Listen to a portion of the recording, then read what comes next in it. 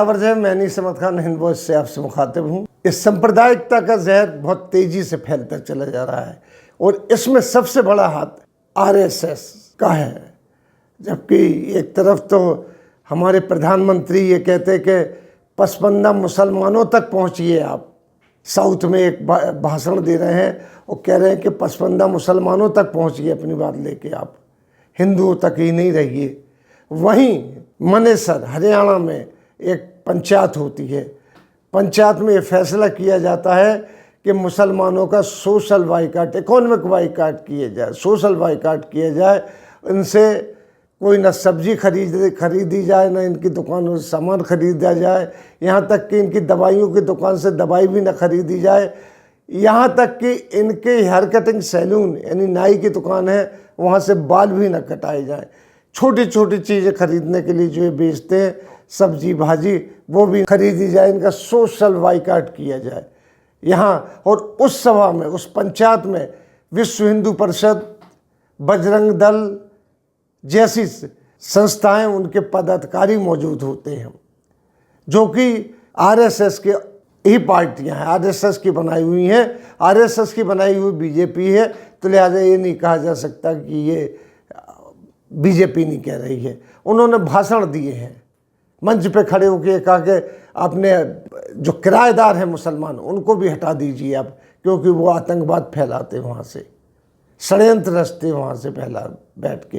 ये अभी Indian express की खबर है आज की। इस तरीके से नफरत फैलाई जा रही है चारों तरफ। प्रधानमंत्री ये कह रहे हैं, इनके लोग ये कह रहे हैं। ये पूरा का पूरा एक, हम तो कहते हैं षड्यंत्र है। किस तरीके से इसको रोका जाए, इसको प्रधानमंत्री रोक सकते हैं, लेकिन उनकी बात भी कोई नहीं सुन रहा है। ये सोच देख के तो लगता है कि उनकी बात भी कोई नहीं सुन रहा है। इतना नफरत का जहर फैल गया है। आप ये देखिए कि कहीं भी कोई भी घटना होती है, उनको मुसलमानों से जोड़ दिया जाता है। अब जो राजस्थान में घटना हुई, दर्दनाक घटना हुई, उसकी सब लोगों ने कंडेम किया और आज तक कंडेम करते चले जा रहे। हर तबके ने मुसलमानों के उसको कंडेम किया, मस्जिदों से उसको कंडेम किया गया है, सारे लीडरान ने उसको कंडेम किया। उसके बाद एक घटना और होती है साउथ में, उसमें भी कंडेम किया जा रहा है, जहाँ ये कहा जा रहा है कि उसका भी गला रेत के मारा गया है। अब किसने मारा, क्या किया, अभी तक पता उनका नहीं चल रहा, लेकिन वो मुसलमानों से जोड़ दी जा रही है वो चीज़।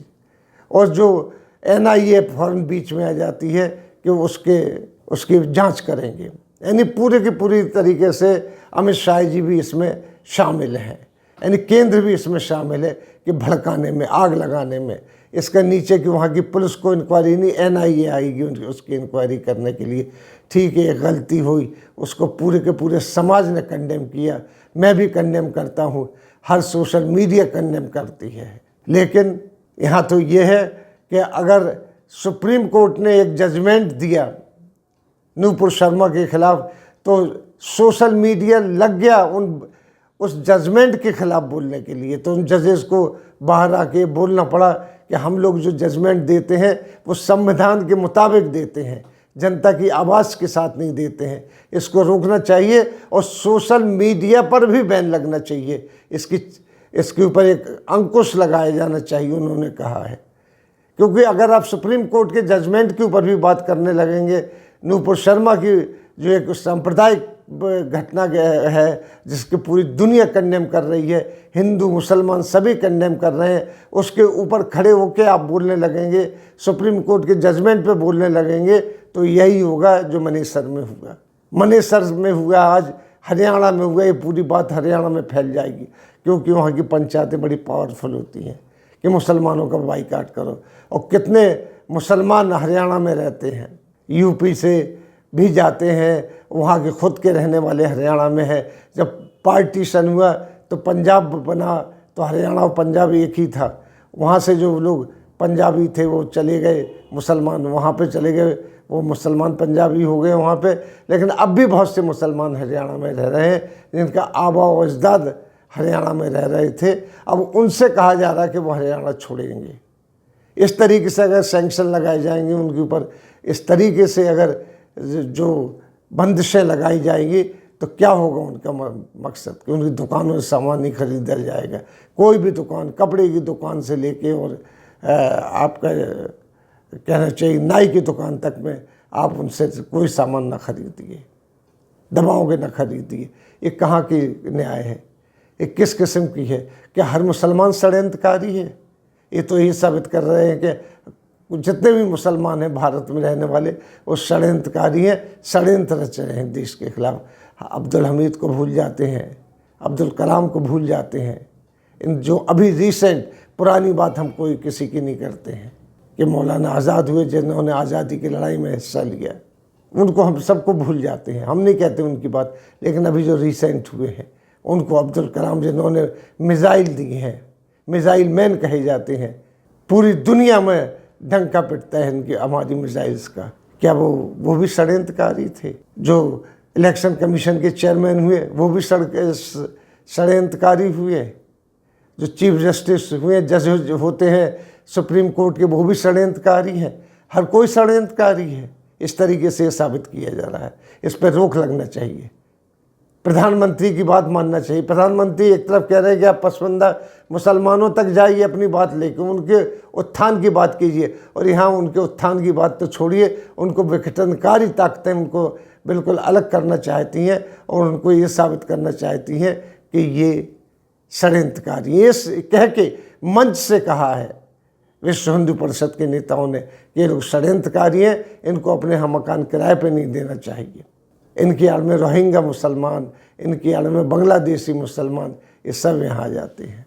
बांग्लादेश से रिकॉर्ड है, उनके लोगों ने कहा, उनके मिनिस्टर्स ने कहा कि भाई जो बांग्लादेशी पकड़ा जाए वहाँ पे उसको आप वापस भेजिए, हम यहाँ देखेंगे। कोई 150 से ज़्यादा बांग्लादेशी नहीं पकड़ा गया है। उसके वो भी बांग्लादेश बना है उससे पहले से आके भारत में रह रहे थे वो लोग। आज तक कोई बांग्लादेशी ऐसी नहीं मिला है जिसको पकड़ के वहाँ भेजा गया हो। बांग्लादेश अपने आप में सक्षम हो गया, इतना मजबूत हो गया, उसकी जीडीपी हमसे कहीं ज़्यादा हो गई है। हम इसी में लगे हुए हैं कि कौन षड्यंत्रकारी है कौन नहीं है। हर चीज़ का कनेक्शन पाकिस्तान से मिलता है। हम तो कहते पाकिस्तान से मिलता है, तो हमारे मोदी जी ने एक स्ट्राइक की थी वहाँ पे। इसी तरीके से एक और भी स्ट्राइक करके पाकिस्तान को ही ख़त्म कर दें, सब खुश हो जाएंगे, ना रहेगा बांस, ना रहेगी बजेगी बांसुरी।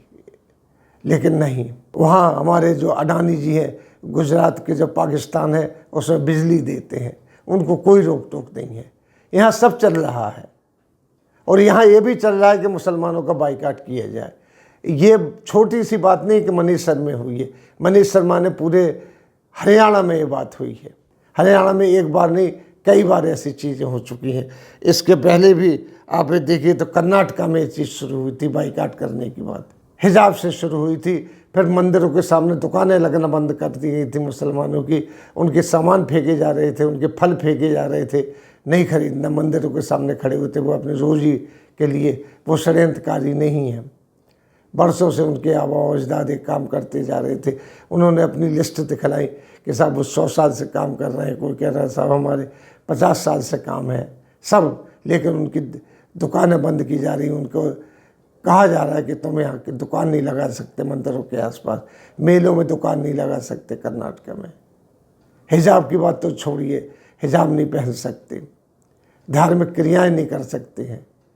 इसी तरीके से आता है कि बकरा ईद आ रही कि आप, एक खबर आती है कि आप कुर्बानी नहीं कर सकते हैं सड़कों के ऊपर, यानी बाहर सड़कों के ऊपर कोई कर नहीं करता है, बाहर कुर्बानी नहीं कर सकते। अब कहाँ कुर्बानी करेंगे, धार्मिक क्रिया है। उसी तरीके से जो कई लोग ये कहते हैं कि आप बकरे की कुर्बानी की जगह केक की कुर्बानी कर दीजिए। इस तरीके से बातें चलती हैं। कहाँ तक एक बात बनेगी, किस तरीके से नफरत रुकेगी ये। प्रधानमंत्री से रिक्वेस्ट करता हूँ कम से कम इस पे तो बोलें। मुझे खुशी हुई कि उन्होंने पसमानदा मुसलमानों की बात कही। मैं चाहता हूँ कि ये भी बोले कि ये षड्यंत्रकारी बातें जो कही जा रही हैं, जो विभाजन की बातें कही जा रही, मुसलमानों को अलग करने की बातें कही जा रही, इस पे भी रोक लगाए। इस पर कोई रोक नहीं लगाता है। हाँ, उनके गृह मंत्री जरा से कहीं कोई बात हो जाती है NIA भेज देते हैं, Z+ सिक्योरिटी लगा देते हैं उनके आसपास। यह सब चल रहा है और डर पैदा कर रहे हैं। कितनी बातें कही जाए कितनी बातें कही जाए इसके लिए, लेकिन जो मनीषर में हुआ है ये ख़तरनाक है, ये विस्फोट है एक, जो धीरे धीरे धीरे यूपी में भी फैलेगा, हर जगह फैलेगा। क्योंकि आप देखिए हरियाणा में भी बीजेपी की सरकार है, यूपी में भी बीजेपी की सरकार है, काफ़ी जगह बीजेपी की सरकारें हैं। अभी एक और हंगामा कॉमन सिविल कोड पे आएगा। इस तरीके से जो बातें होंगी उससे और गड़बड़ पैदा होगी। मैं चाहता हूँ कि इसको रोका जाए, किसी तरीके से रोका जाए। मनीषर की घटना दोबारा न दोहराई जाए कि बाल काटाने वाले नाइयों तक से अब बाइकाट की बात कर रहे हैं। इसी के साथ हम आपसे लेते हैं विदा। अगले अंक में फिर हाजिर होंगे, तब तक के लिए दीजिए हमें इजाज़त।